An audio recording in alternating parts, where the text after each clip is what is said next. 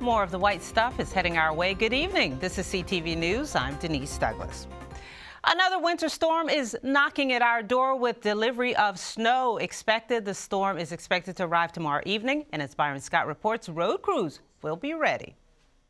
As the long, hard winter of many snows inches along, state highway crews are preparing today for whatever may fall.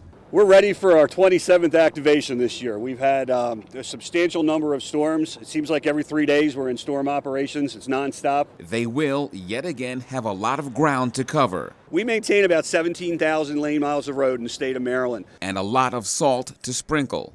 We have about 250,000 tons on hand. State Highway spokesperson David Buck says this winter is a tough one for them and motorists in general, due in large part to potholes.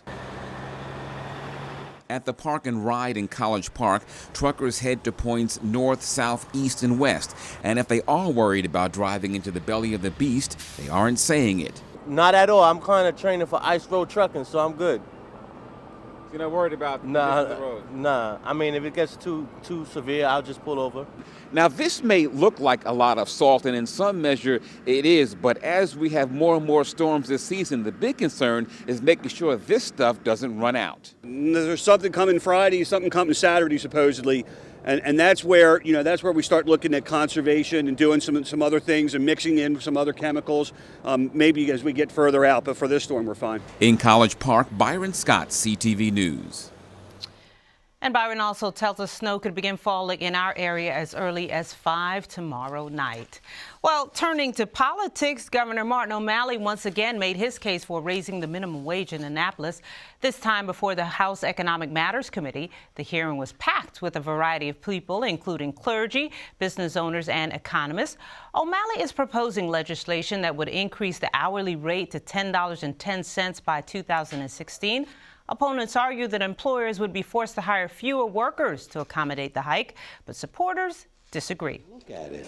Raising the minimum wage would put more disposable income in the community. Now, the stores that sell products, if they were to pay the employees more, they're going to get it right back because they're going to spend it at the local stores, such as Safeway, the auto dealers, Chrysler, and things of that nature. So it's a win-win. At first, it looks bad from a lot of the business perspective, because they say, well, we have to pay out more. But if they look at it in the long run, individuals now can afford to buy their products. Both Prince George's and Montgomery counties recently raised the minimum wage. Advocates for good government rally in Annapolis against a controversial Supreme Court ruling in Citizens United versus the Federal Election Commission. The High Court ruled that government could not ban corporation spending on political campaigns.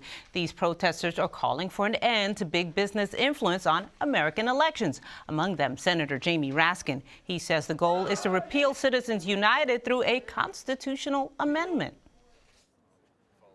The Supreme Court has now said that money is speech and corporations are people, and we're losing our politics. And so this is part of a national effort to reclaim our politics and say that money shouldn't decide elections, money shouldn't control legislation, and corporations should be innovating and creating and researching and producing and profiting, but they should not be governing. And we don't need corporations in politics. Just because it's a corporation doesn't necessarily mean that it's bad. And people are represented by corporations too. So just because a corporation, money is in a corporation, doesn't necessarily mean it has to be bad. What you want to do is realign the system. The Supreme Court ruling was handed down 4 years ago. Well, there has been a major development in a decades-old child abduction case in Montgomery County. Police have named a person of interest in the disappearance of Sheila and Catherine Lyon in Wheaton back in 1975. Lloyd Lee Welch, also known as Michael Welch, is a convicted sex offender who's been in prison in Delaware since 1997. Police say he was a carnival ride operator. Witnesses have told authorities he was paying attention to the sisters the day they disappeared. The little girls vanished after walking to Wheaton Mall. And anyone who has information about Welch during that time and in that area, they're asked to call the FBI.